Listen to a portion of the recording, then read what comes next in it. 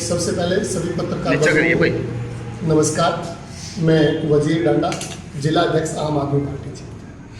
आज की जो प्रेस कॉन्फ्रेंस है पीसी, वो बहुत महत्वपूर्ण है आम आदमी पार्टी के लिए, पूरे हरियाणा प्रदेश के लिए और पूरे हरियाणा प्रदेश की राजनीति के लिए। 15 तारीख से आम आदमी पार्टी हरियाणा की चारों दिशाओं से एक बदलाव यात्रा निकालने जा रही है। बदलाव केवल सत्ता का बदलाव नहीं, व्यवस्था का। आम आदमी पार्टी केवल सत्ता बदलाव के लिए नहीं जानी जाती, वो व्यवस्था बदलाव के लिए जानी जाती है। व्यवस्था परिवर्तन के लिए एक बदलाव यात्रा हरियाणा की चारों दिशाओं से स्टार्ट होगी।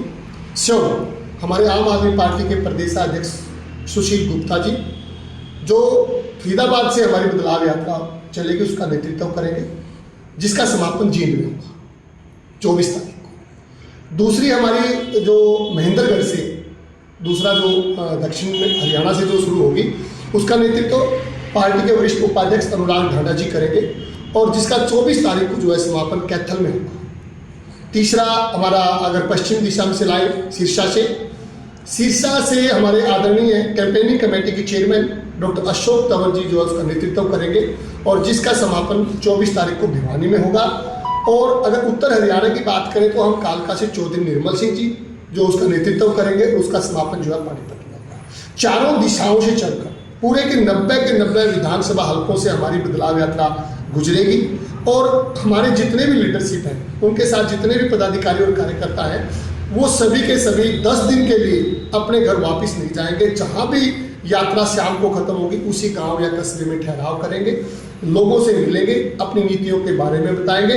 आज की जो सरकार है, भय, भ्रष्टाचार और बेरोजगारी जिन्होंने बहुत ज़्यादा सीमा में फैलाई हुई है, उससे मुक्ति दिलाने के लिए हरियाणा में बदलाव के लिए ये बदलाव यात्रा शुरू की जा रही है। तो इसके साथ साथ हमारे जो मुद्दे रहेंगे वो ये है कि शिक्षा का, स्वास्थ्य का, बिजली का। अभी कुछ आंकड़ों के तहत मैं बता देता हूँ कि हरियाणा के अंदर जो है 1585 स्कूलों में शौचालय भी नहीं, और लगभग 30,000 के करीब जो है वो शिक्षकों के पद रिक्त हैं। व्यवस्था भी नहीं है। 236 स्कूल ऐसे हैं जिनमें बिजली का कनेक्शन भी नहीं है। आज हरियाणा के अंदर सरकारी स्कूलों की हालत है। 8,240 क्लासरूम की आवश्यकता है, क्लासरूम की कमी है हरियाणा के अंदर। बीजेपी के 9 साल और लगभग 4 या 4.5 साल बीजेपी जेजेपी के, उससे पहले 10 साल हुड्डा के, पिछले अगर 19 साल का रिकॉर्ड देखें, आज भी गवर्नमेंट स्कूलों में बिजली के कनेक्शन नहीं है, पानी के पीने की व्यवस्था नहीं है, शौचालय नहीं है, अध्यापकों के पद रिक्त पड़े हैं और क्लासरूमों की कमी है। आम आदमी पार्टी 2024 में सत्ता में आने के बाद सबसे पहला जो काम करेगी वो शिक्षा का काम करेगी, और यही हालात हॉस्पिटल्स का भी है। तो इस प्रकार से इन चीज़ों के लिए एक बदलाव यात्रा हरियाणा में आम आदमी पार्टी करने जा रही है। तो मैं चाहूँगा कि आगे जो है हमारी महिला की प्रदेशाध्यक्ष है डॉक्टर रजनीश जी, वो बात रखें इस बदलाव। हमारे जिला के जिलाध्यक्ष वजीर ढांडा जी ने आपको जो हरियाणा में आम आदमी पार्टी की बदलाव यात्रा चारों कोनों से शुरू होने जा रही है उसके बारे में आपको बताया, परंतु मैं अभी आपको जो अभी लेटेस्ट एनसीआरबी की रिपोर्ट आई है उसके बारे में कुछ प्रकाश डालना चाहूँगी। अभी जैसा कि एनसीआरबी की रिपोर्ट आई है, रिपोर्ट में अगर हम 2021 के मुकाबले में देखते हैं तो 2022 और 23 में जो नशे से ग्रसित है 3738 ज़्यादा लोगों ने आत्महत्या की है, और इसका मुख्य कारण उनको रोज़गार नहीं मिलना है, क्योंकि रोज़गार जब नहीं मिलता तो कहीं ना कहीं जो वो इंसान है नशे की गिरफ्त में आ जाता है।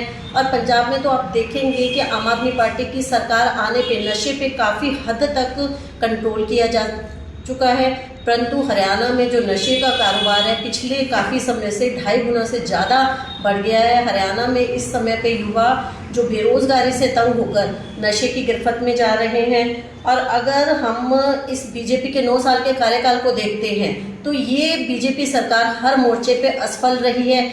एनसीआरबी की एक और रिपोर्ट में आपको बताना चाहूँगी कि जो रिपोर्ट आई है उसके अनुसार जो हरियाणा है वो महिलाओं के लिए सबसे असुरक्षित प्रदेश माना गया है।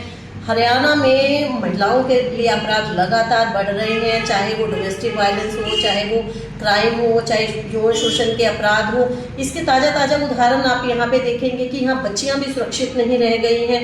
अभी पीछे कुछ चाणक्य सरकारी स्कूल का मामला आया था जिसमें प्रिंसिपल लगातार बच्चियों के साथ दुराचार कर रहा था और बच्चियों को मतलब परेशान भी कर रहा था और उनको फेल करने का मतलब इस तरह के उनके ऊपर बच्चियों के ऊपर दबाव डाल के और बच्चियों को के साथ नाजायज़ हरकतें भी कर रहा था। और अभी वो मामला तो बहुत अच्छे से सुलटा भी नहीं था, अभी प्रिंसिपल को सज़ा भी नहीं हुई थी। अभी कैथल के एक स्कूल का ताज़ा मामला आया है जहाँ पे कैथल के स्कूल में भी प्रिंसिपल इसी तरह की हरकतें कर रहा था। तो आप ये देखिए कि कहाँ से कानून व्यवस्था है, कहाँ से यहाँ पे बच्चियाँ महिलाएं कहाँ से सुरक्षित हैं।